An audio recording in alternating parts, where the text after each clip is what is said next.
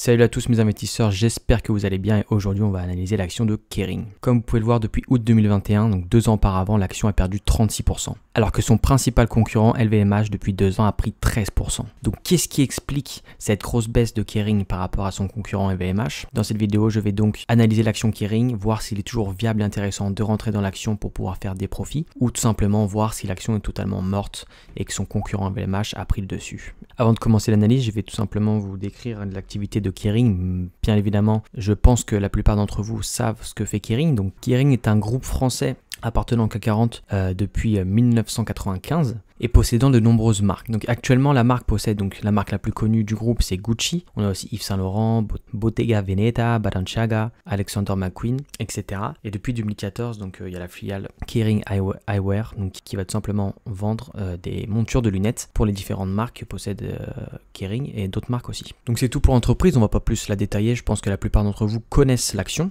Donc comme vous pouvez le voir, depuis août 2021, l'action atteint son plus haut à 753 € et actuellement se situe aux alentours de 500 €. Donc l'action divague autour de 500 €. Donc pourquoi cette baisse depuis 2 ans et pourquoi il n'y a plus d'augmentation concernant l'action? On va regarder en détail ce qui sont dit dans les résultats du semestre 2023 pour Kering et les comparer bien sûr avec le résultat semestriel 2022. Quand on regarde les résultats de 2023, on a un chiffre d'affaires de 10 milliards. Donc une augmentation de 2%. C'est une très faible augmentation pour une entreprise qui est du secteur du luxe. On a des attentes très élevées, autour de 10% minimum, c'est le minimum. Donc plus de 2% en chiffre d'affaires. Un résultat opérationnel courant en baisse, on peut voir par rapport à 2022. Donc ce qui est assez marrant sur le communiqué de presse, c'est que quand Kering est en diminution, on peut voir que là ils affichent plus de 2%, mais du coup ça a diminué, mais ils indiquent pas le pourcentage alors qu'en 2022 ils indiquaient bien la progression. Bon, c'est un peu dommage concernant le groupe. Et le résultat net du groupe, on est à 1,7 milliard d'euros alors qu'il était de 1,9 milliard d'euros en 2022, donc encore une baisse. Donc c'est à dire que pour l'instant les résultats semestriels 2023 sont en baisse concernant les résultats de 2022. Donc on va aller dans les détails.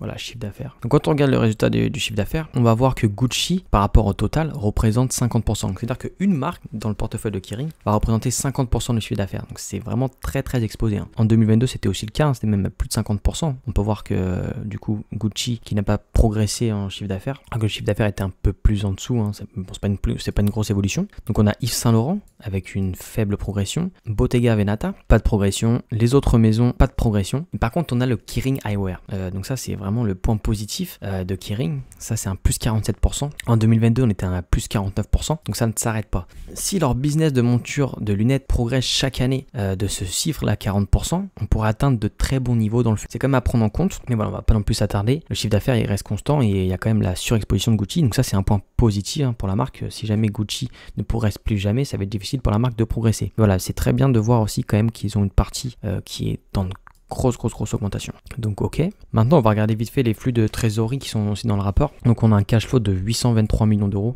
Celui-ci il était de 2 milliards d'euros en 2022. Donc là il y a une baisse de cash flow. Mais on va y revenir plus tard. C'est compréhensible cette baisse du cash flow. Et aussi de l'endettement. L'endettement maintenant qui est de 4 milliards pour Kering, alors qu'il était de moins d'1 milliard un an auparavant. On va voir juste après que Kering commence à investir. Donc voilà, donc ce que j'aime bien lire, c'est les perspectives. Donc voilà, on nous dit que Kering veut investir pour développer ses maisons. Ça veut dire qu'ils veulent toujours renforcer les marques qu'ils ont actuellement. Donc ok, un peu de blabla. Mais dans le blabla, on peut comprendre qu'en gros, ils veulent continuer à croître. On va y revenir après, mais ils ont fait des achats dernièrement. Et il y a eu pas mal de mouvements aussi au sein de la maison. Donc quand on regarde le rapport, voilà, c'est sûr qu'il est négatif par rapport à l'année dernière. Maintenant, on va aller sur la fiche de Kering. D'ailleurs, pour ceux qui se demandent, j'utilise la plateforme Mooning. C'est une plateforme dédiée à l'investissement long terme. On va voir toutes les données historiques des entreprises avec le rendement, le PER, peu importe, la croissance du dividende dans les 5 dernières années. On va avoir des scores de sûreté du dividende si l'entreprise a des dividendes et une score de croissance. C'est calculé en prenant toutes les données historiques de l'entreprise pour pouvoir calculer des notes. Donc la note maximale est 20. Donc en termes de croissance, Kering, c'est pas trop ça. En termes de sûreté du dividende, le dividende est assez sûr. L'avantage aussi de Mooning, que j'aime bien, c'est la valorisation. Donc on peut voir qu'actuellement, la courbe en noir, ça va être le prix réel de l'action et la courbe en bleu, c'est le prix théorique selon les indicateurs financiers de l'entreprise. Et actuellement, justement, si la courbe noire est en dessous de la courbe bleue, on est donc, autrement dit, pour une sous-valorisation. Donc ça, c'est calculé aussi avec les indicateurs ici calculés par Mooning. Comme données financières, le chiffre d'affaires, le bénéfice par action. Moi, je vais revenir après dans la vidéo pour vous montrer les marges, etc.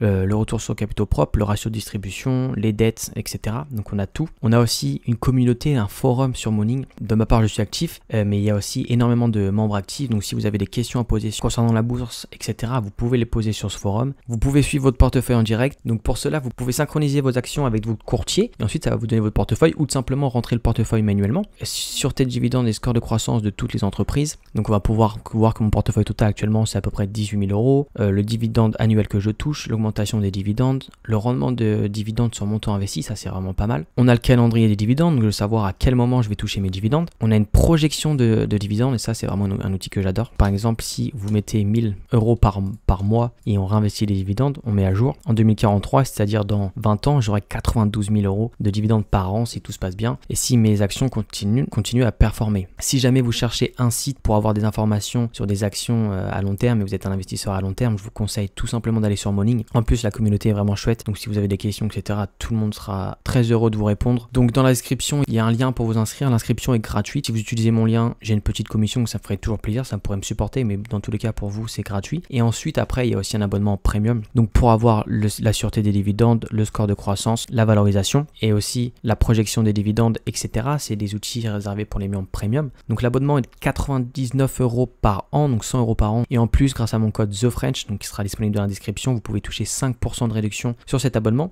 Ces 5%, vous pouvez les utiliser pour les mettre en bourse, etc. C'est toujours une petite réduction. Le code promo est dans la description, donc n'hésitez pas à vous inscrire. Et en plus, vous pouvez aussi vous inscrire gratuitement. Vous aurez un peu moins de fonctionnalités, mais le site est vraiment chouette, même gratuitement. Donc, il y a aussi un lien dans la description pour me supporter. Revenons à notre analyse et on va regarder maintenant les résultats historiques de Kering. Donc on peut voir que depuis 2013, le chiffre d'affaires il a super bien évolué quand même. En 10 ans, on est à plus de x2 du chiffre d'affaires. Le chiffre d'affaires de 9 milliards, c'est ce qui a été fait en un semestre actuellement. Donc il y a une belle progression. On peut voir que depuis 2017, le chiffre d'affaires évolue quand même en dents de scie. En 2017, baisse pour le 2018, augmentation, baisse, augmentation, augmentation. Cette année, personnellement, moi je prévois une baisse. Pas une grosse baisse, ça devrait quand même se stabiliser, peut-être comme 2021, un petit peu plus j'espère. Donc hop, clac, clac. Donc c'est une action qui est un peu en dents de scie. Le free cash flow qui est en totale augmentation. Bon, et le bénéfice par action, pareil. Le bénéfice par action qui évolue par rapport au chiffre d'affaires. Donc c'est quand même des indicateurs positifs. On est quand même sur une activité qui est croissante de la part de Kering. Les marges opérationnelles, donc on a 27% de marge et en marge nette, c'est totalement croissant. On a atteint 17% de marge, donc ça c'est des marges très hautes, moi qui me font plaisir. Ça me fait des marges que j'accepte et qui sont totalement parfaites avec des marges net de 17%. En retour sur capitaux propres, on a plus de 15%, on a du 25% à peu près, ça tourne autour de 25%. Ratio de distribution en dessous de 50% qui se stabilise. Dette par rapport aux capitaux propres en dessous de 1, c'est aussi positif. Et les dettes par rapport à l'EBITDA qui est aussi en dessous de 1. Donc ça c'est des points positifs, c'est-à-dire que l'entreprise n'a pas de grosses dettes. En plus, du coup, si on regarde l'historique du dividende, donc en 2019, il y a eu un dividende spécial, donc il n'y a pas eu d'augmentation puis de baisse.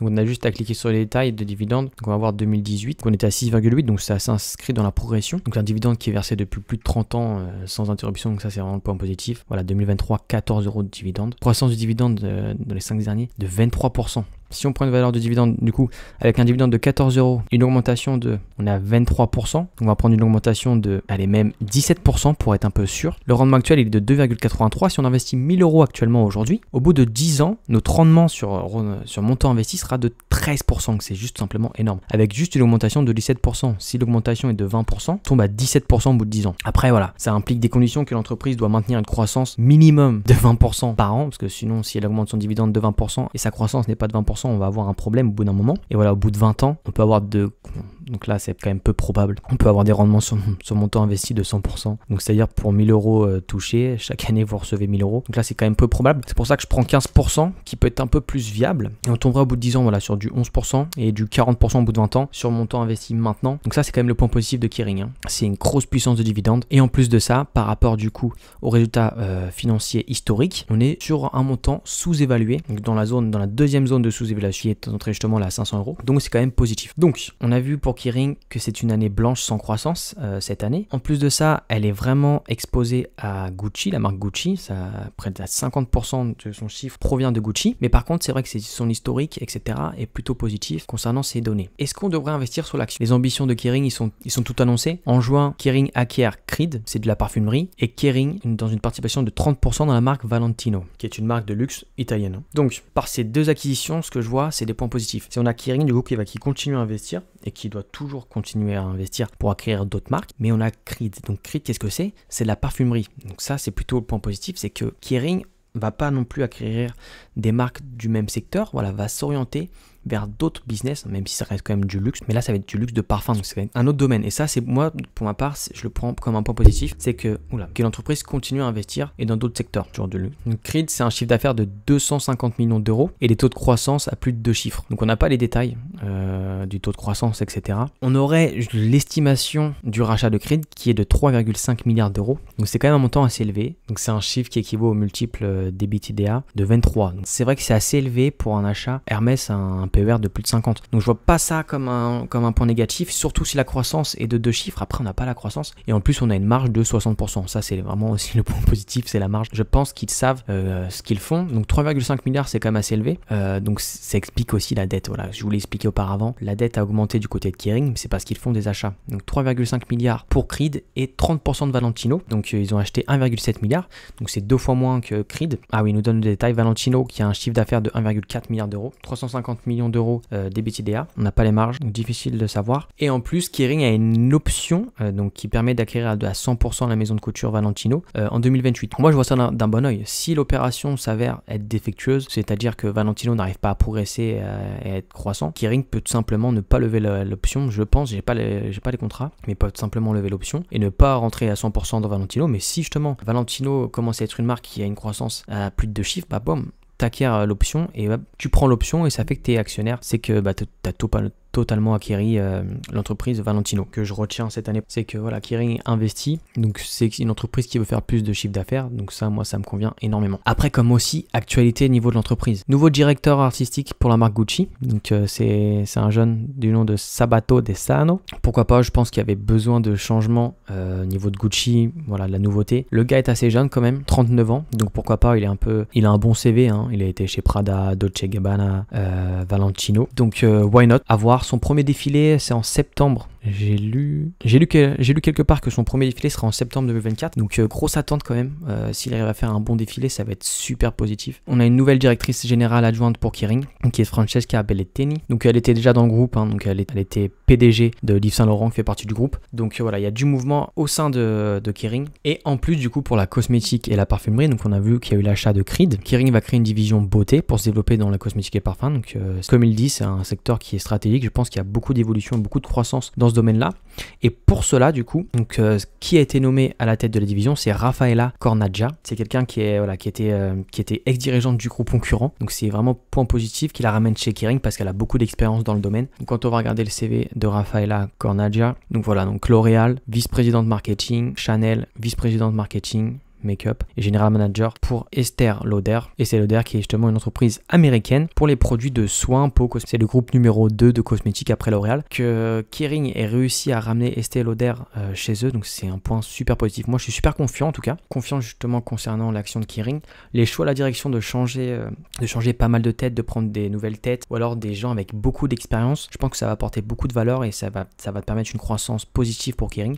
Après voilà, il y a quand même des points négatifs. Cette année va être un peu une année blanche où il n'y aura pas de croissance. Actuellement, le groupe il est clairement exposé à Gucci. Si Gucci fait énormément de le groupe va faire énormément de chiffres. Si Gucci fait pas de chiffres, le groupe va pas faire de chiffres. Ça, c'est quand même un gros point négatif. C'est pour ça que l'action a été punie, hein.